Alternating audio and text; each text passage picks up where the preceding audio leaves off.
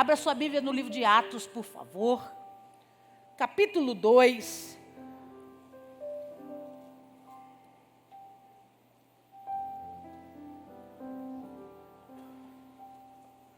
Atos, capítulo 2. Eu quero ler o verso 42. Ah, glória a Deus. Já estava até triste aqui, ó. Eu olhei e falei, está tão deserto esse negócio. Cadeado lá é uma faculdade. Obrigada. Atos capítulo 2, verso 42.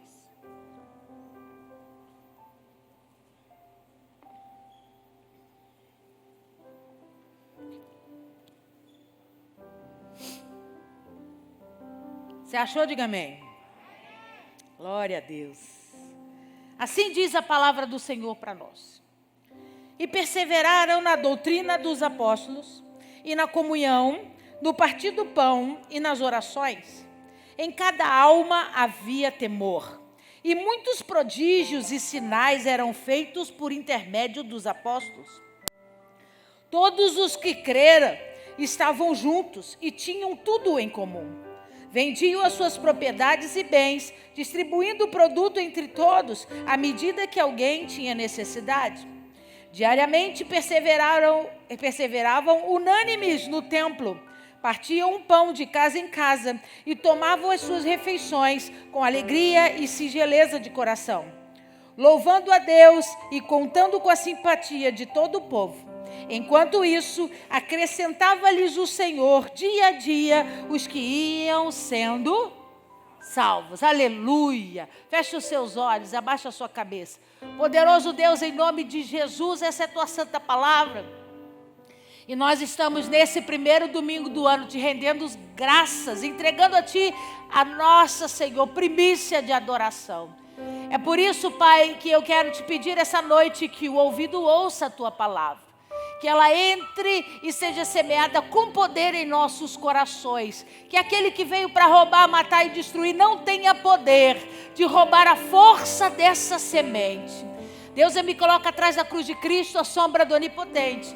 Eu te peço, toma esse altar que é teu de honra e direito e ministra sobre nós para a glória do teu nome, no nome poderoso de Jesus. Amém, amém, amém. Você pode aplaudir ao Senhor?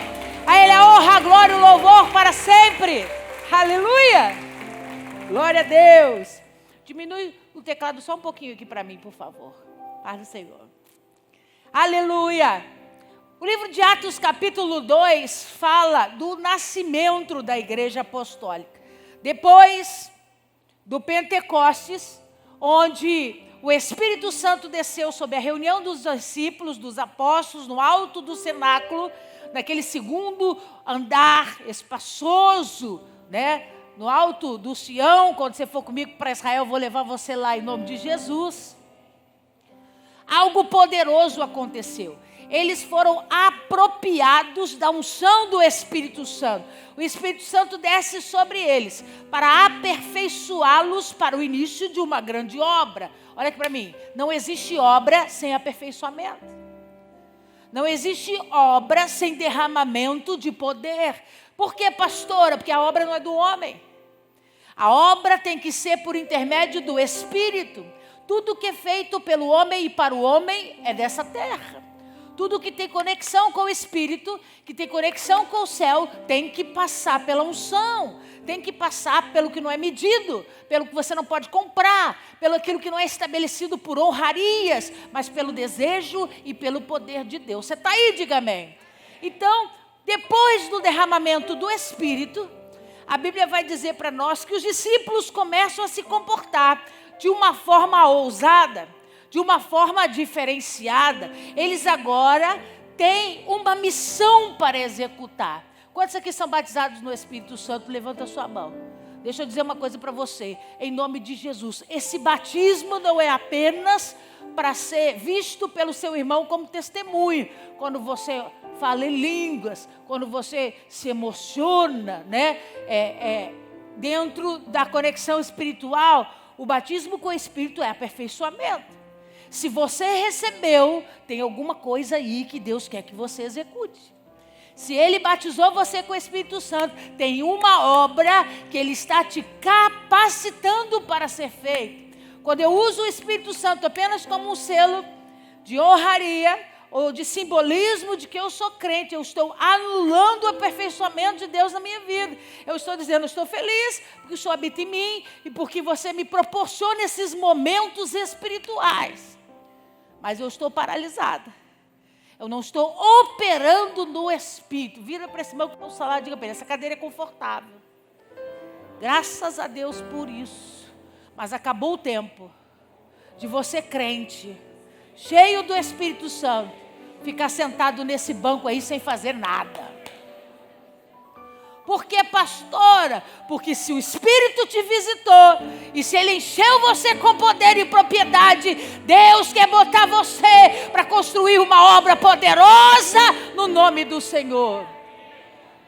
E aí é lógico que eles estavam fervendo dessa unção. E aí a Bíblia começa a relatar para nós no capítulo 2, que nesse dia de experiência do batismo poderoso, Pedro vai para uma sacada. E ele ministra uma palavra poderosa de uma sabedoria que não era humana. O Pedro era pescador, era um homem que tinha propriedades, mas não era um homem muito estudado. O Paulo não. A Bíblia diz que ele sentava aos pés dos maiores homens, né, de poder de ensino. Como era o nome dele? Gamaliel. Paulo foi instruído aos pés de Gamaliel. Paulo tinha entendimento, o Pedro não. O Pedro era pescador. Todo o conhecimento que o Pedro tinha era de estratégia humana para pescar peixe. E foi com essa função, com esse exercício que o Pedro prosperou. Mas esse discurso aqui jamais seria o mesmo se o Espírito do Senhor não tivesse visitado Pedro. O Pedro não teria como proporcionar esse discurso e debaixo da unção convencer 3.000 almas a se renderem ao Senhor Jesus num só dia, naquele momento. Então algo poderoso aconteceu, é notório, não dá para a gente fingir que não está observando esse mover diferenciado na vida e na história da igreja. Então no versículo 42... do versículo 42 ao 47, a minha Bíblia tem um subtítulo que está escrito assim: como viviam os convertidos? Então, ela vai relatar para nós comportamentos e o manifestar de Deus. Eu preciso que você entenda nessa noite que toda vez que nós tomamos a decisão de nos comportar de uma forma que agrada poderosamente o coração de Deus, Deus se manifesta. Não tem como Deus não se manifestar mediante um comportamento diferenciado. Chamou a atenção de Jesus, aquele que subiu no sicômoro para vê-lo passar. Quem que era? Zaqueu. Por quê? Porque ele operou alguma coisa diferente. Os maiores entendedores da palavra, os rabinos, não subiam na figueira, eles ficavam debaixo dela. Porque era debaixo da figueira que eles recebiam orientação da Torá, era debaixo da figueira que eles recebiam revelações da palavra de Deus. Aí de repente Jesus olha e não tinha um embaixo, tinha um aonde? Em cima. Aí Jesus diz, desce aqui, nós precisamos conversar, eu quero ir à tua casa para a gente ter essa experiência. Deus mostra para Zaqueu, eu vi que você tem um comportamento diferenciado. Não era o certo, porque o bom é ficar debaixo da figueira, não em cima dela. Mas o teu comportamento chamou a minha atenção. E eu vou operar alguma coisa diferenciada sobre a sua vida. Você está aí? Diga amém. Então, a gente passa ano e entra ano repetindo comportamentos ao invés de experimentar coisas novas. Ao invés da gente experimentar comportamentos fidedignos à palavra que vão chamar a atenção de Deus para nós. E foi exatamente o que esse grupo de novos convertidos, de homens e mulheres batizados com o Espírito Santo, começaram a promover. E eu quero apresentar isso para você nessa noite em nome de Jesus. Vamos ler com carinho o versículo 42. E perseveraram São 4, 1, 2, 3, 4, 5, 6. 6 versículos apenas. Mas um nível de profundidade absurdo. Um nível de riqueza absurdo. Então eu vou precisar de toda a atenção para você alcançar o que esses 6 versículos querem dizer para nós essa noite. Primeiro comportamento que eles operavam. A Bíblia diz para nós. Perseveravam na... repete comigo. Perseveravam na... O que era isso, pastora? Perseverar é manifestar um tipo de comportamento de estabilidade, de firmeza. Então, eles receberam de Jesus instruções poderosíssimas a respeito de discipulado pessoal, a respeito de comportamento cristão. Jesus simbolizou a eles o perdão de Deus, Jesus simbolizou a eles a compaixão, Jesus simbolizou a eles que o que é de César, o que é de Deus é de Deus. Jesus compartilhou com eles coisas, segredos poderosos a respeito do reino. E o que os apóstolos fizeram com isso tudo? Criaram doutrinas. O que significa isso? Começaram a ensinar os de baixo a repetirem comportamentos. Então eles começaram a dizer, nós aprendemos que não é bom julgar pela aparência.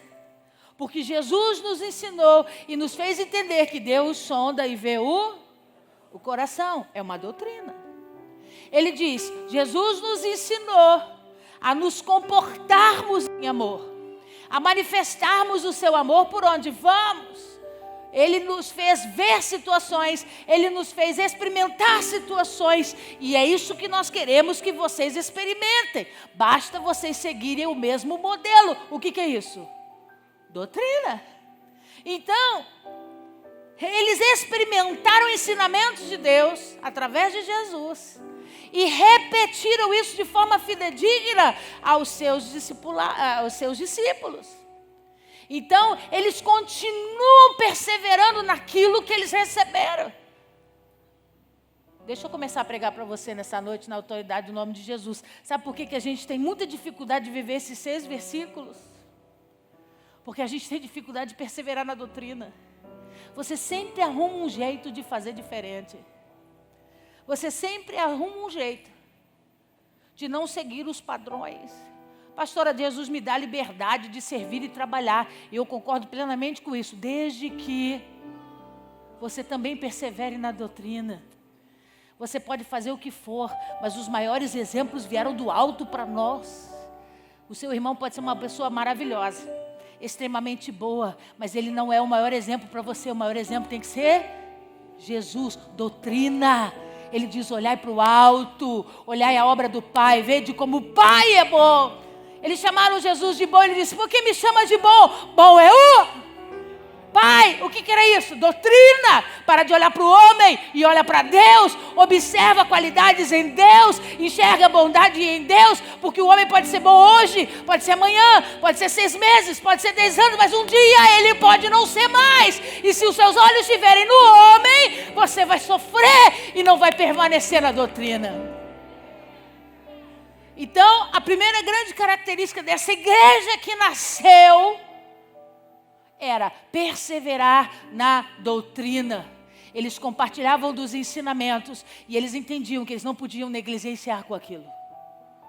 Eles não podiam criar regras que não foram criadas por Deus. Eles não podiam inventar circunstâncias que Deus não disse. Você está aí, diga amém. Continua comigo. E ele diz, perseveravam na doutrina dos apóstolos e na... Então, deixa eu dizer uma coisa para você. Esse texto não está no Antigo Testamento. Esse texto, para você não usar de desculpa, não está baseado na lei, não está baseado em conceitos que você pode dizer que eram para os hebreus. A Bíblia está dizendo que é a comunhão dos santos. A Bíblia está falando que são os discípulos que foram formados por Cristo e foram visitados pelo Espírito Santo. No novo, então deixa eu dizer uma coisa para você. Não existe igreja fora da igreja. Eu sou a igreja aqui junto com meu irmão. Por quê? Porque a gente só cresce na comunhão. Ninguém cresce sozinho. Ninguém se edifica a si mesmo. Ninguém vai ou conseguir vislumbrar as obras do Pai sozinho. A igreja é um conjunto de pessoas. Para quê? Para que a gente participe da comunhão e um ajude o outro a se aperfeiçoar. Se você vê problemas na vida do seu irmão, isso não serve para você julgá-lo. Isso serve para você olhar para você e dizer, eu não quero ser como ele, eu quero ser um homem e uma mulher melhor. E é na comunhão que a gente aprende isso. Então vira para esse irmão que está ao seu lado e diga para ele, quando você estiver triste, quando você estiver magoado, quando você estiver chateado, quando você estiver com vontade de sumir, você vai vir para a igreja. Porque é aqui que a comunhão é trabalhada. É aqui que Deus quer que você seja a igreja. Você entendeu? Diga amém. Então diga comigo. Eles perseveravam na doutrina. Ah, fala aí, tá com fome? Fala. Perseveravam na doutrina e na comunhão. Então, da mesma forma que você vai lutar para obedecer os ensinamentos que o Pai deixou, você tem que lutar para se manter em comunhão. Eu sei que às vezes dá no saco, tem vontade que eu digo, povo chato pelo sangue do Cordeiro. Só murmura, só reclama, tudo questiona. Não tem uma coisa boa para contar, tudo tem que reclamar, tudo tem que falar mal. Às vezes dá vontade de botar vocês tudo no liquidificador e ligar o botão.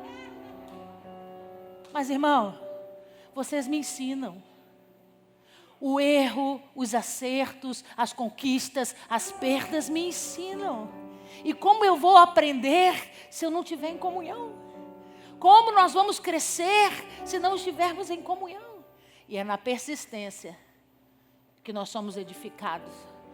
Vira para esse irmão assim, bem baixinho, e fala no ouvido dele, frouxo, gente que desiste, não agrada a Deus. Você entendeu aí, varão? Olha o que, aí lê comigo. Ele diz, perseveravam na doutrina dos apóstolos, na comunhão, no partir. O que é o partir do pão? O que é o partir do pão? A ceia.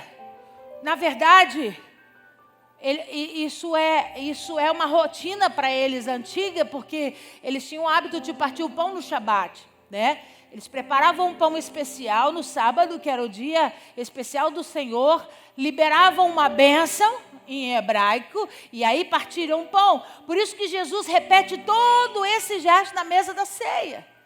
Só que não com o pão com fermento, não um pão fofinho e gostoso que eles faziam no sábado, mas um pão sem fermento, porque ele jamais poderia dizer, esse é o meu corpo, sobre um pão afermentado. Porque o fermento na Bíblia Sagrada é pecado. Então, quando ele levanta aos céus, ele tem que partir um pão sem fermento, que significa um corpo sem, e ele diz, esse é o meu corpo. E esse é o corpo que eu vou dar a vós. Então, o partir do pão era um exercício, era uma rotina que eles tinham o hábito de fazer. A nova igreja, a igreja primitiva, a igreja cheia do Espírito Santo, ela começa a perseverar no partir do pão, por quê? Porque o partir do pão gera relacionamento, o partir do pão manifesta cura, o partir do pão estabelece a propriedade e o poder do sangue e do corpo de Jesus. Então, quando eles dizem que eles perseveravam na comunhão e no partir do pão, eles estavam dizendo, eles não negociavam o princípio da ceia, eles não negociavam a oportunidade de ceiarem juntos. Pelo amor de Deus, eu vou bater quantas vezes eu tiver que bater. Domingo de ceia é o dia mais importante, você não pode abrir mão dessa comunhão. Você não pode perder a oportunidade de comer do corpo e beber do sangue. Por quê? Porque são elementos espirituais que sustentam a mim e a você. Você entendeu? Diga amém. Continua lendo. E nas orar, então eles tinham prazer de orarem juntos. Eles tinham prazer de promoverem as orações. Porque quem está cheio do Espírito quer fazer a obra do Espírito. Eu vou falar. Você que deixa de ter comunhão com o céu. com o Espírito de Deus, com a parte do corpo e do sangue, para assistir o Flamengo, irmão. Caiu aí, viu? Manifesta na hora.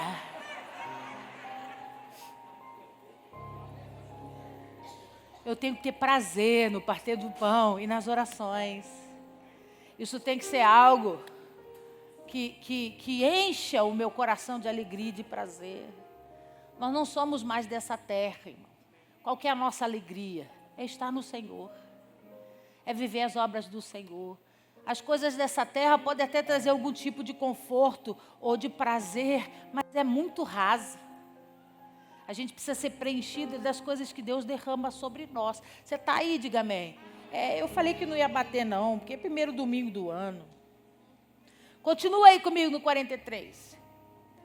Em cada alma havia... então o que é o temor?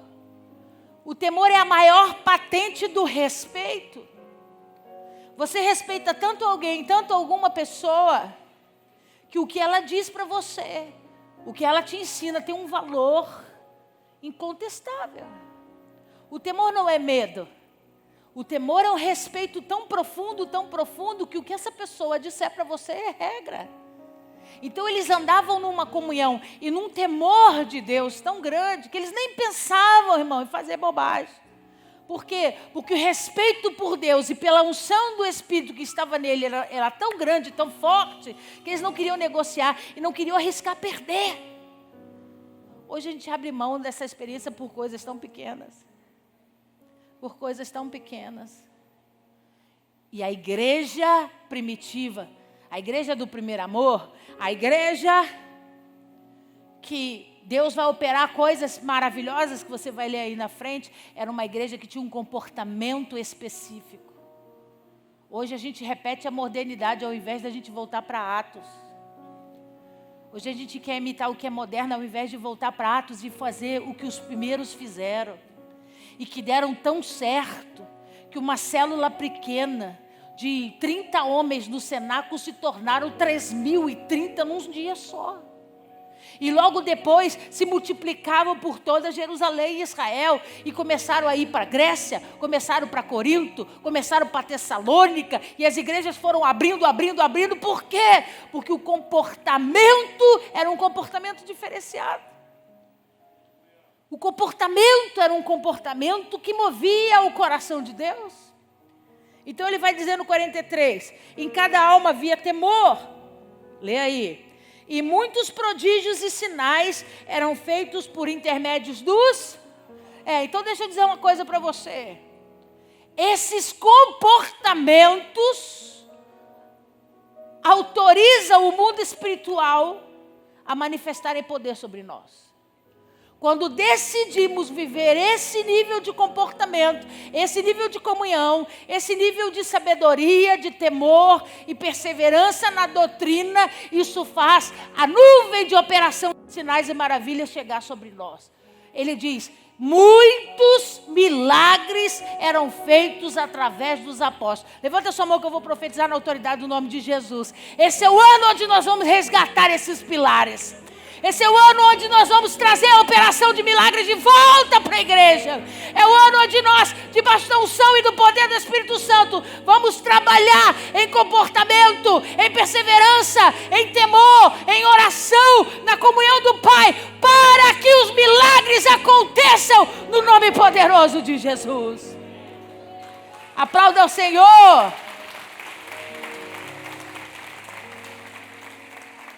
Versículo 44. Todos os que creram estavam juntos e tinham tudo. Gente que persevera na doutrina, que tem temor a Deus, que ora, que participa do compartilhar do pão, anda com gente que vive as mesmas experiências. Por quê, pastora? Porque uma fruta podre estraga todo o cesto. Escolha com quem andas, e nós diremos o teu final. Se você anda com gente que tem a mesma visão de temor, de obediência, de servidão, de oração, amigo, a unidade nisso vai operar coisas extraordinárias. Todos os que criam andavam juntos. Eu não sei se eu creio não. Amém, irmão. Você está na liberdade, todo mundo tem seu tempo, mas eu quero andar com quem crê. Eu quero comungar com quem crê. Sabe por quê? Porque quando a gente está debaixo de unidade, de uma só visão, o milagre é só um detalhe. O milagre é só um detalhe do que Deus pode fazer. Vira para esse irmão que está ao seu lado e diga para ele: para de ser bobo. Faça escolhas sábias para você receber o que Deus tem para a sua vida. Ai, pastora, mas a gente vai abandonar as pessoas. Não, irmão. A gente pode estar com elas. Mas tem momentos que Deus vai trazer aqui, para o reservado. Momentos de intimidade, de oração, do compartilhar. Aí não adianta botar um incrédulo ali no meio, não funciona. Porque ele não entende as coisas do Espírito, ele não alcança aquilo que Deus tem para fazer. Você está entendendo? Diga amém. Continua lendo. Todos os que creram estavam juntos e tinham tudo. O que ele quer dizer com isso? Para você que não veio na noite de sexta-feira, eu falei que esse ano vai ser medido por uma letrinha que representa esse número 2, né? Do nosso calendário e do calendário de Deus para nós.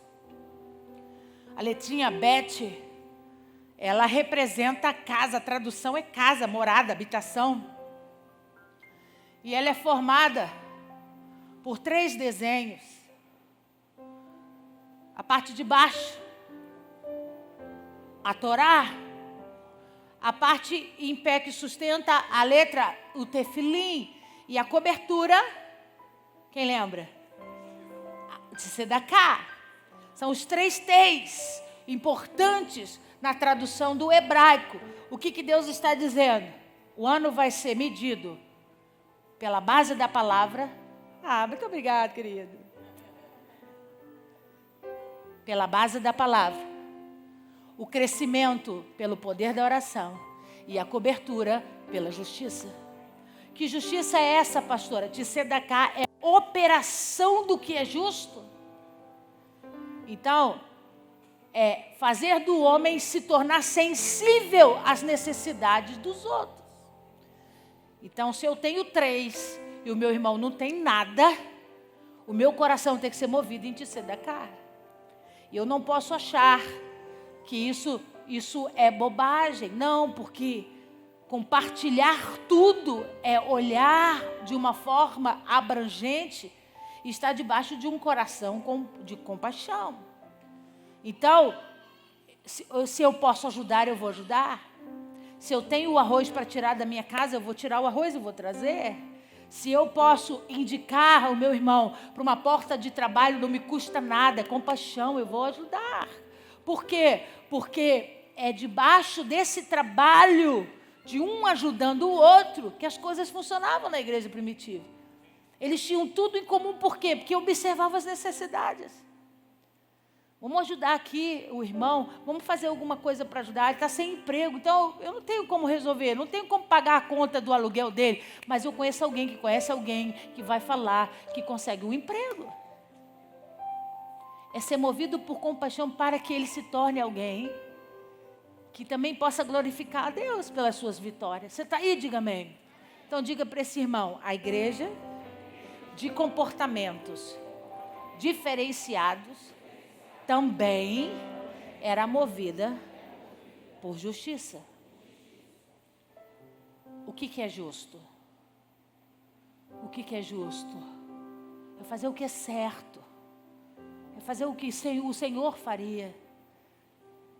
Então, agir debaixo de Tzedaká é agir debaixo de justiça. E era essa operação que eles diziam. Eles faziam tudo em comum. Continua lendo comigo. Vendiam as suas propriedades e bens, distribuindo o produto entre todos, à medida que alguém tinha o entendimento era tão fantástico, que é o entendimento real de prosperidade. Por que você quer ser rico? Pastora, meu sonho é ter um casarão, é ter um carro confortável, é poder viajar, é poder passear. Ok. Mas se o seu coração não for movido debaixo de compaixão, Ele não vai te dar só para você ostentar. Deus abençoa homens para eles darem. Deus levanta a prosperidade do meio dos homens para servirmos uns aos outros. Então Deus vai dar para você abençoar alguém, para o seu coração manifestar isso.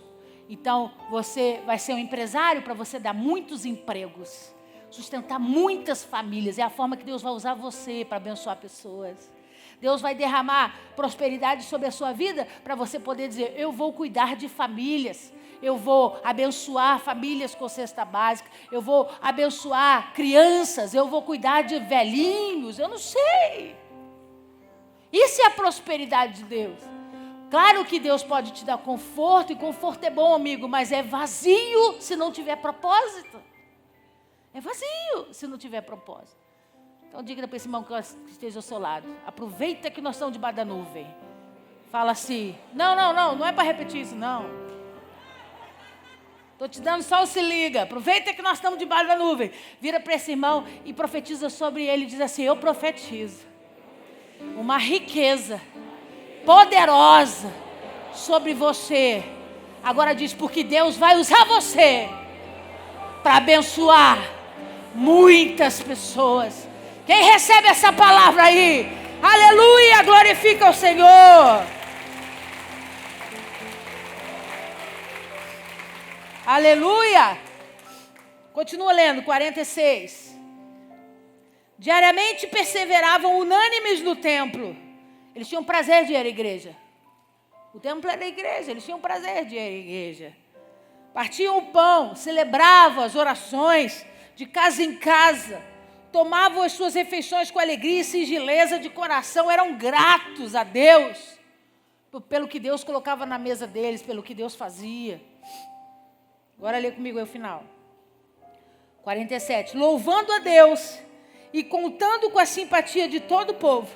Enquanto isso, acrescentava-lhes o Senhor dia a dia os que iam sendo... Então olha aqui para mim. A igreja operava em comportamentos. Ela perseverava na doutrina, na comunhão, no partir do pão, nas orações. Elas tinham temor. Por causa disso tudo, Deus operava milagres sobre eles. Por causa desses comportamentos, a nuvem de milagres andava onde os apóstolos estavam. Aí ela continua dizendo: eles tinham prazer de ir na igreja, eles tinham prazer de compartilhar o pão, fazer as orações, eles eram gratos ao Senhor, com singeleza. Eles não eram soberbos, eles não eram orgulhosos, presunçosos, eles eram gratos, aprenderam a ser gratos ao Senhor. Aí a Bíblia diz assim: e o Senhor, lê aí, porque eu preciso pregar isso para a igreja. Enquanto isso, acrescentava-lhes... Lê aí. Final do versículo 47. Enquanto isso, acrescentava-lhes Olha aqui para mim, liderança. Quem acrescenta é Deus. Você pode ser o melhor líder. Você pode ter a melhor palavra. Você pode se comunicar bem. Você pode ser carismático. Mas aprenda uma coisa: quem acrescenta é o Senhor. Quem agrega é o Senhor. Quem traz é o Senhor. Quem faz é o Senhor. Se você tiver um comportamento medido pelo Espírito, diferenciado, Deus vai dar milagre para você e vai acrescentar gente. Deus vai dar milagre para você e vai acrescentar gente. Isso é para você entender que não é pela habilidade humana, o acrescentar é É por isso que você conhece um monte de igreja aí, com mais de 15 anos, 20 anos formado, 30 calangos dentro. Por quê? Igrejas que foram abertas na força do braço humano. Não tinham um propósito do coração de Deus. Porque quando tem propósito do coração de Deus, Deus traz. Deus começa a trazer e vai agregando, vai agregando, vai agregando. Deus vai trazendo, vai trazendo, vai trazendo. A gente tem muita experiência dessa aqui. Deus falar com pessoas do outro lado da rua: entra agora. Entra e senta lá para ouvir a palavra. Deus agregando, Deus agregando, Deus agregando. Por quê? Porque não é o homem. Por mais que você goste de mim, por mais que você me ache uma pessoa simpática, alegrada, não sou eu, irmão. Tem que ser o Senhor. E o Senhor que agrega os salvos é o Senhor que traz para a ampliação desse corpo. Então não tem estratégia. Vamos fazer uma estratégia. Uma estratégia evangelística. Que nós vamos ganhar multidão. Vamos fazer uma campanha mirabolante. Campanhas precisam ser feitas para trazer ensinamento. Para mover a tua fé. Para desenvolver em você a operação do Espírito. Não para ganhar gente. Por quê? Porque ganhar gente é papel do... Em nome de Jesus, aprenda isso. Em nome de Jesus.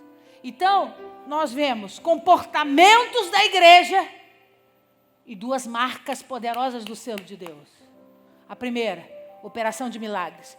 E a segunda, o trazer das pessoas. Sabe quem é que vai trazer a sua casa? O Senhor. Sabe quem vai trazer aquele teu amigo que você se preocupa? O Senhor. Sabe quem vai trazer os adolescentes? Sabe quem vai voltar a encher essa igreja de jovens? Porque é dele, por ele, para ele, todas as coisas, aleluia.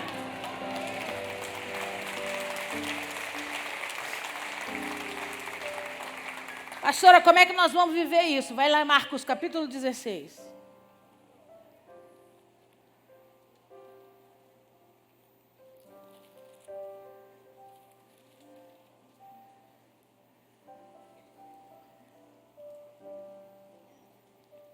Marcos capítulo 16,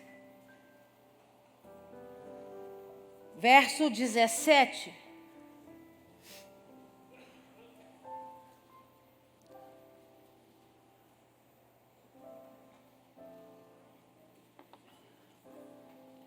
Marcos 16, 17, você achou? Olha o que diz.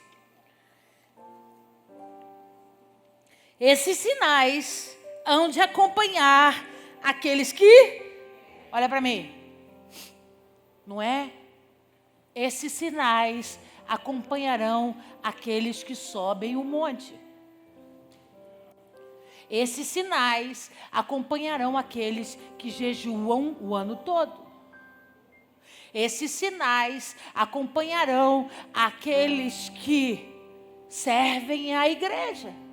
Está escrito isso? Está escrito isso?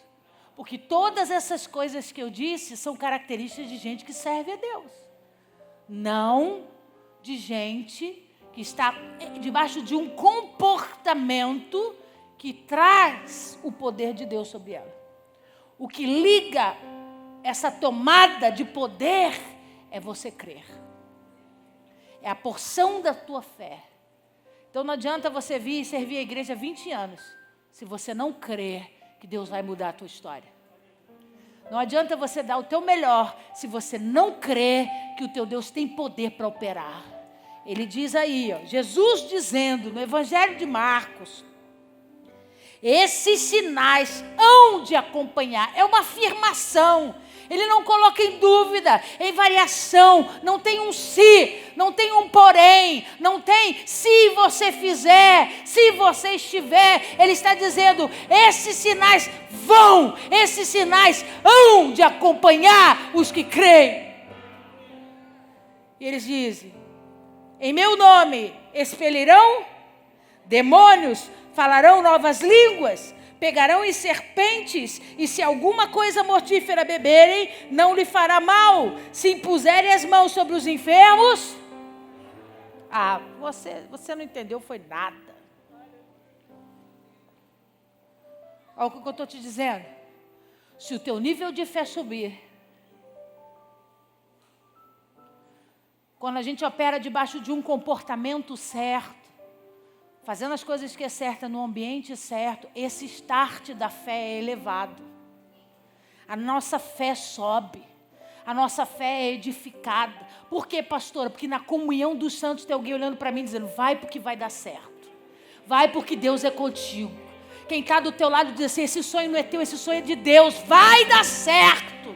Você está no meio de gente que diz assim: eu estou orando por você, eu estou cobrindo a sua vida em oração, no partir do pão, na consagração, juntos em comunhão. Vai dar certo, eu creio nesse poder. Aí o que acontece com você? Você começa a queimar por dentro. E aí você começa a dizer: vai dar certo sim. Vai dar certo sim. Porque há poder no nome de Jesus. Vai dar certo sim. E aí Jesus assim: e esses sinais vão acompanhar esses que creem. Quais sinais são esses? Ele diz: eles vão expulsar demônios. Não vai ter medo não, irmão. Você pode não saber a técnica. Você pode ainda não ter feito escola de libertação aqui com a gente. Mas, amigo, a autoridade do nome de Jesus vai estar sobre você. Você não precisa saber muito. Você vai olhar e vai dizer: sai agora em nome de Jesus. Sai da minha casa, sai da vida dos meus filhos, sai do meu trabalho, sai perturbação, sai! Ele diz: vão expulsar demônios, vão falar em novas línguas, vão ser tomados pela porção do Espírito. E aí ele continua: pegarão em serpentes. Cri, cri. O que ele estava falando? O que ele estava falando? Era uma linguagem literal. Ele está dizendo: aqueles que são cheios de fé vão botar a mão nas cobras. E não vão ter medo de cobras. Era isso que Jesus estava falando? Não, a serpente é o diabo. A serpente é o mal. Ele está dizendo: aqueles que creem em mim não terão medo de nada. Se tiver que botar a mão, vai botar a mão e mal nenhum vai acontecer. Então, crente bobo, para com isso. Não tem retaliação se você está debaixo do sangue de Jesus. Se você tem vida de comportamento, se você está levando Deus a sério, se você está debaixo de uma vida de temor, só existe retaliação para quem tem buraco na história da sua vida. Ai, pastor, eu não vou meter a mão nisso não, porque isso vai vir retaliação para a minha família. Como é que você está? Você está na comunhão? Você está no partir do pão? Você está debaixo de temor? Você está debaixo da perseverança, da doutrina? Então deixa eu te contar uma coisa: não tem retaliação não. Pega em serpente. Porque Deus te deu autoridade para isso. E ele continua, e ele diz assim: e se alguma coisa mortífera beber, não lhes fará? Alguém bebe veneno conscientemente? A não ser um suicida pré-determinado. Ele diz: eu vou morrer hoje. E aí ele toma veneno para morrer. Mas fora disso, você vai beber veneno conscientemente? Não. O que pode acontecer aqui? Você tomar enganado. Você tomar sem saber. Alguém te dá alguma coisa para você beber, e você beber sem ter ciência daquilo que é. E como ele não estava falando de cobras, ele também não estava falando de bebida. Ele estava falando do que entra. Ele estava falando daquilo que entra e que teoricamente veria com propriedade para matar a sua sede. Por que você bebe? A gente bebe por causa de quê? Para matar a sede. Se você é igual a mim, não gosta de água, a gente bebe qualquer outra bagaceira. Por esse mesmo propósito, matar a sede. Saciar a sede. Então olha o que Jesus está dizendo. Se alguém te der alguma coisa para saciar a tua sede, e não for água viva, for veneno, presta atenção, não vai morrer não. Porque uma vez que a palavra foi plantada em você, ela vai crescer, e ela vai frutificar, e ela vai dar frutos, e esse veneno não vai matar você. Então não se preocupe. Ai, pastor, eu não vou para lá não, porque vai que o irmão consagra um café, vai que ele faz uma macumbaria, e eu vou fazer o quê? Irmão, pelo sangue de Jesus, que igreja é você? Igreja que tem mais medo da macumba do que do Senhor. Teme mais a feitiçaria do que o poder do Altíssimo. Jesus está dizendo: você crê ou não crê? Você crê ou não crê? Estou achando que você não crê não. Você crê ou não crê? Então segue a tua vida. Olha para o alto que é Cristo. Fortalece as suas estacas e as suas raízes e vai embora. Para de paralisar por causa de medo e de bobagem. Deus não te chamou para isso. Deus chamou você para experimentar do seu poder. E ele continua. Ele diz assim, não vai fazer mal. E se eles impuserem as mãos sobre os enfermos, o que vai acontecer? Então, deixa eu dizer uma coisa para você. Não é pastor, não é apóstolo, não é bispo, não é diácono, é você. É o que crê. É lá na tua casa onde ninguém vê. É lá no meio da tua comunidade. É lá no meio da tua escola, no meio do trabalho. Onde não tem pastor, onde não tem autoridade delegada. É lá, você movido de fé. Alguém chegar para você e dizer, eu estou mal, eu estou com dor, eu estou sofrendo. Você crê. Aí você diz, eu creio, Deus. Estende a tua mão e diz, seja curado pelo poder do nome de Jesus.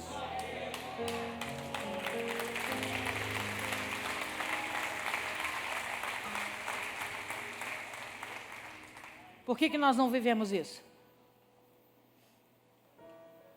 Porque ao invés de você ser doutrinado pela doutrina dos apóstolos, você foi doutrinado pelo governo religioso.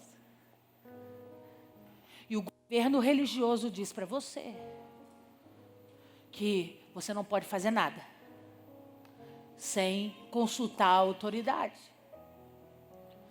Isso é uma visão romana. É uma visão que vem de cascata. Nós estamos aqui para servir vocês. Se você precisar de oração, eu estou aqui. Se você precisar de conselho, eu estou aqui.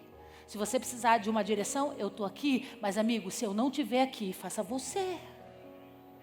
É por isso que eu me empenho todo domingo de te ensinar a Bíblia Sagrada, porque eu não quero você preso a mim, eu quero você servo de Jesus Cristo. Eu quero você operando o que a Bíblia diz, aonde você estiver. Eu estou aqui para te cobrir, eu estou aqui para te ensinar, eu estou aqui para te revelar os segredos. Mas, amigo, não é para você andar preso a mim. Porque Jesus não ensinou discípulos para homens serem presos a eles. Jesus ensinou para que eles fossem homens crentes no poder de Deus. Por que você está falando isso, pastora? Porque a gente não sabe o dia de amanhã. A igreja vai passar por perseguição. Eles podem proibir a entrada de vocês aqui. E aí? Tua fé vai morrer? A tua fé vai morrer? Porque se ninguém orar você, como é que você vai ser curado? Se ninguém puder botar a mão sobre você, como é que você vai seguir sua vida? E Deus está dizendo para você, nós estamos em comunhão porque a comunhão nos faz crescer, mas isso não pode ser a sua dependência. Você precisa saber que se o seu irmão desistir do teu lado, você tem que continuar. Você tem que fazer a sua parte. Então o apóstolo Jurandir disse para nós que esse ano é um ano de milagres criativos. Esse é um ano onde Deus vai fazer a igreja se posicionar como igreja novamente. E o céu vai operar a favor da igreja. Nós vamos viver milagres extraordinários. Nós vamos viver operações de sinais de poder por todos os lugares. Deus vai operar. E além dos milagres, o que Deus vai fazer? Deus vai começar a agregar. Deus vai começar a agregar os salvos. Deus vai começar a trazer o povo. Porque Deus tem prazer que essa palavra seja repetida na minha vida e na sua vida. Vai lá comigo, por favor, em Romanos capítulo 4.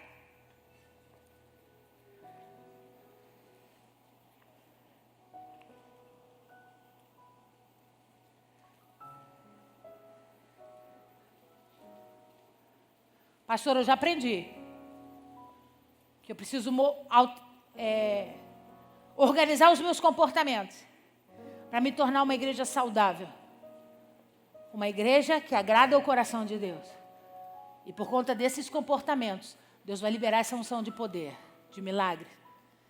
E de agregar os salvos sobre o corpo de Cristo. Eu já aprendi, pastora, que para viver tudo isso, eu só preciso de um posicionamento de fé. Eu preciso crer. Eu preciso crer que Deus vai fazer. Que Deus tem poder para fazer. Minha fé precisa estar firmada na rocha que é Cristo. E aí, em Romanos 4,17, ele vai dizer para você como que nós vamos viver essa experiência. Romanos 4, verso 17. Você achou? Como está escrito, por Pai de muitas nações te constituí, perante aquele no qual creu, o Deus que vivifica os mortos, e chama à existência as coisas que não... Olha o que ele está dizendo para mim e para você. Você crê? Você crê? Você crê que Jesus pode operar tudo isso que nós lemos na sua vida? Você crê que Jesus pode usar você como instrumento poderoso nessa terra, nessa geração, sobre a vida da tua parentela, dos teus amigos? Você crê? Então ele está dizendo assim, porque eu sou o Pai que prometi, começa a trazer à existência aquilo que não existe. Começa a se comportar como aquele que vai viver. Eu quero convocar a igreja nessa noite, a você abrir a sua boca e começar a dizer, e a trazer à existência aquilo que não existe. Começa a abrir a tua boca e dizer para o Senhor, eu creio na transformação da minha casa, eu creio na libertação dos meus filhos, eu creio no meu filho de volta, eu creio na porta aberta daquele emprego, eu creio naquela prova que eu vou passar, eu creio na compra da minha casa, eu creio na restauração dos meus filhos, eu creio na minha gestação, eu creio nos meus filhos, eu creio no meu casamento.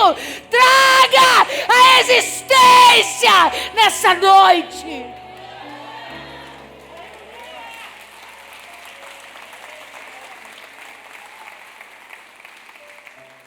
O que você vai viver? Multiplicação. O que você vai viver? Milagre de Deus.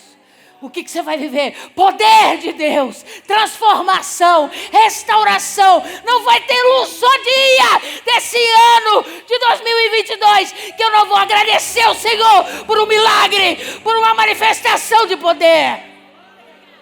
Por quê, pastora? Porque eu creio. E eu estou trazendo à existência o que ainda não existe. Eu estou declarando ao mundo espiritual, todo esse quarteirão aqui, nós vamos comprar para a glória do Senhor. Nós seremos a maior igreja dessa região. Muitos entrarão por essas portas, não para buscar uma igreja, mas para crescer no conhecimento, na experiência e no poder de Deus.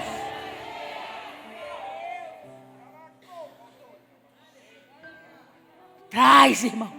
Começa a trazer. Deus não parou de fazer, você parou de crer. Deus não parou de operar, nós paramos. Porque você liga a televisão, você só escuta coisa ruim.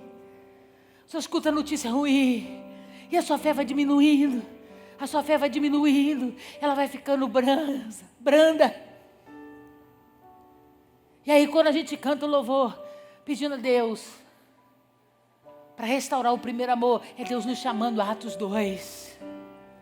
É Deus dizendo para nós, muda o teu comportamento. Para de priorizar o que eu não priorizo. Para de querer viver o que eu não quero para você. Começa a se comportar como a igreja era antigamente. Por que nós temos dificuldade de viver Atos 2, 42? Porque nesse momento aqui não tinha inveja entre eles. Nesse momento aqui não tinha ciúme, não tinha soberba. Eles não brigavam por cargos, eles não brigavam por serem vistos, eles só queriam fazer a vontade de Deus. Hoje a igreja virou um ajuntamento de pessoas que entram vazias e saem pior do que elas entraram. Por quê, pastora? Porque a gente não quer voltar ao comportamento original que nos proporciona unção, poder e milagre. Pastor, o mundo está de cabeça para baixo. Você crê nessa juventude? É claro que eu creio nessa juventude. A profecia diz que os velhos sonhariam. Mas os jovens vão profetizar e vão movimentar a estrutura da igreja de uma forma tão poderosa. É por isso que eles estão investindo tanto em destruir as famílias. É por isso que eles estão investindo tanto em destruir os nossos jovens, nossas crianças, com coisas que não agradam a Deus. Porque se eles paralisarem eles paralisam a profecia. Mas Deus está olhando para mim, para você e está dizendo, mas será que tem alguém aqui que crê? Será que tem alguém aqui que crê como eu? Então eu vou me unir ao que crê. Eu vou me unir a minha fé à sua, irmão. Eu vou unir a minha mão à sua. Nós vamos levantar nossa voz de oração. Nós vamos nos comportar como Cristo tem nos chamado para nos comportar. E nós vamos viver esses milagres extraordinários e criativos de Deus. Porque Deus não repete milagre. Ele curou cego impondo a mão. Ele curou cego fazendo lama no chão. Ele criou leproso de uma forma, curou leproso de uma forma, curou leproso de outra forma. Porque Deus não vai repetir milagres. O que Ele vai fazer na sua vida é único e exclusivo. Vai ser diferenciado de tudo. Termina aí, lê o último versículo comigo, João capítulo 14. E eu vou terminar.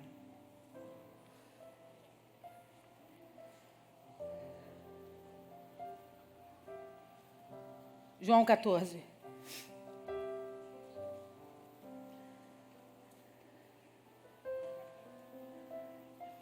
Evangelho de João, capítulo 14, verso 12.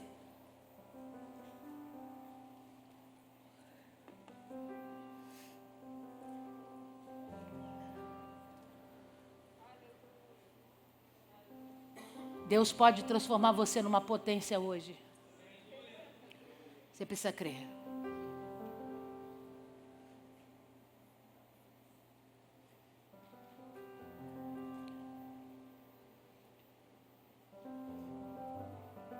João capítulo 14, verso 12 diz assim: em verdade eu vos digo que aquele que crê em mim, aquele que crê em mim, aquele que crê em mim, aquele que crê em mim, aquele que crê em mim, aquele que crê em mim, aquele que crê em mim, aquele que crê em mim, aquele que crê em mim, aquele que crê em mim, aleluia!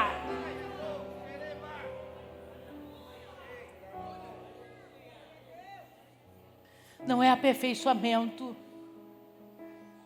não é quantidade de dons, não é posto eclesiástico. Está escrito aqui, irmãos. Aquele que crê em mim, aquele que crê em mim, fará também as obras que eu faço. E outras maiores fará, porque eu vou para junto do Pai.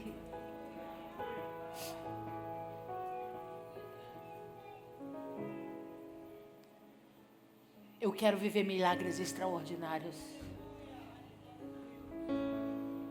E pelo poder dessa fé, porque eu creio, Ele vai nos dar a oportunidade de vivermos experiências semelhantes a dele. Você não entendeu? Você vai chegar para alguém que não tem como pagar os tributos e vai dizer para ele, como Cristo disse para o Pedro: vai lá no lago e pesca o peixe, porque dentro desse peixe vai ter uma moeda. E essa moeda vai pagar por você e por mim. Sabe o que eu estou dizendo para você? Deus vai te dar uma sabedoria, uma revelação de pequenos detalhes que vão transformar vidas de pessoas. Você vai dizer: não faz o bolo assim não, faz ele invertido e vende. E você vai ficar rico com essa receita. Você vai dar uma orientação assim: tá difícil? Então faz o seguinte, irmão, faz desse jeito aqui, ó. Uma coisa boba e simples, uma palavra que vem do céu, é segredo de Deus, que você vai lançar assim, ó, e a vida daquela pessoa vai ser transformada. Você vai dizer para o morto, ninguém acredita no morto, porque ele está morto. E você vai olhar para rir e dizer assim: ele está só dormindo. A igreja acha que morreu. As pessoas acham que morreu. Morreu nada, está dormindo. Ei, Talita, levanta! Porque Deus tem obra para fazer na sua vida. Ele vai deixar você experimentar coisas grandes no nome dEle. O que eu preciso, pastora? Comportamento, posicionamento de fé. E amigo, eu estou te prometendo, nós vamos viver milagre. Nós vamos viver grandes milagres. Fique de pé no seu lugar em nome de Jesus.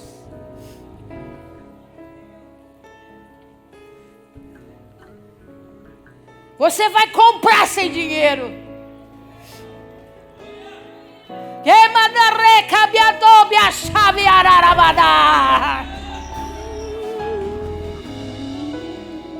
Você vai passar na prova.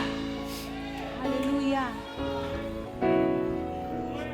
Sem, amigo, sem ter nem perto o nível de conhecimento e de sabedoria que a maioria tem. Porque, pastora, porque a porta que Deus abre, é a porta que Deus abre, é a porta que Deus abre. Deus vai levar você lá. E porque você vai chegar naquele lugar, Ele vai mudar toda aquela história. Porque onde a planta do teu pé pisar, Ele vai te entregar por herança. Aleluia. Começa a dar entrada em lugares. Começa a pisar com o teu pé e com a tua fé, amigo. Dentro da tua casa, dentro da tua família. Pastora, a minha família é toda consagrada. Eu nunca verei os meus parentes em Jesus. Entra lá e começa a pisar lá e dizer: tu prometeste é meu. Tu prometeste é meu. Muda a história. Muda o governo. Deus vai usar você para curar. Glória a Deus. Deus vai usar você para glorificar o nome dEle. Mas se você se erguer em soberba, Ele te abate. Se você crescer em soberba, Ele te abate. Porque a igreja de comportamento, ela é fiel aos padrões do Senhor. Chegou uma época, só um minutinho, pastor. Chegou uma época que o Brasil viveu experiências sobrenaturais. Caía pó de ouro do céu. Aleluia. Quem aqui contemplou isso com seus próprios olhos? Pessoal da antiga, tem alguém aqui que viu, além de nós? Deus dava dente de ouro. As pessoas subiam no monte para orar e caía sobre a grama o pó de ouro. Experiência de operação de maravilhas. O que o homem fez com isso? Abriu igrejas. Abriu igreja para que o nome deles fossem conhecidos sobre a terra. Alguém aqui conta para mim a história de que o ouro voltou a cair do céu? Sabe por quê? Porque não aprenderam e não entenderam que glória não se divide, é tudo dele. Se ele fizer as suas mãos, onde você tocar virá ouro, onde você tocar Deus a prosperar, entenda de uma vez por todas, nunca será você. Nunca será sobre você, é sobre Ele, é sobre o nome dEle, é sobre o poder dEle, é a glória dEle. Então, se Deus derramar hoje sobre você a unção de cura, quantos Ele colocar na tua mão e você curar, e as pessoas vierem, você é poderoso, você é cheio de poder. Amigo, aprende agora, para não cair depois. Ele me deu, porque eu creio nele, o poder é dele. Portas serão abertas que jamais foram abertas para nós aqui da catedral.